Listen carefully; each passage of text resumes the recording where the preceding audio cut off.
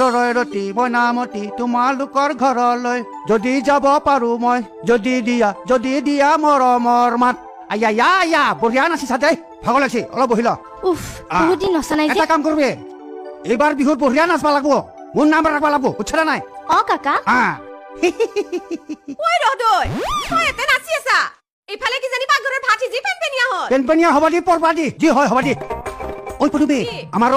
বঢ়িয়া বিহু নাচ নাচবা পাৰা দেখোন মনটো ভাল লাগি গৈছে মোৰ আগতে আমাৰ গাঁৱত বহুত বিহু হৈছিল তাতে মই নাচি প্ৰথম পুৰস্কাৰ আনিছিলো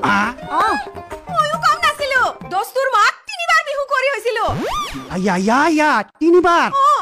তেনেহ'লে এটা কাম কৰ এইবাৰ মই গাম তহঁত দুটাই নাচবি হ'ব না হ'ব দে আৰম্ভ কৰ এটা গাম বাকীগিলা গান পাহলো না ৰৈ ৰতি মইনামতি তোমালোকৰ ঘৰলৈ আয়া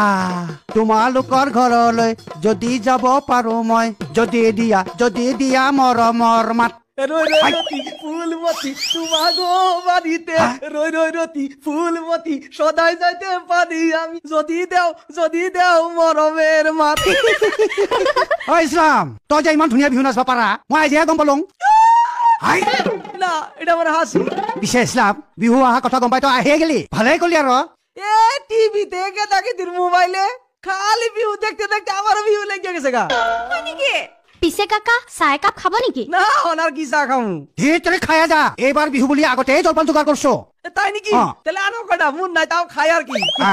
ঐ ৰদৈ কি যা ইছলাম ভাই কাৰণে কোনমান জলপান লৈ আহে এ অল্প কৰে আমাৰ তো খিদা নাই তো অল্প কৰে লেও যা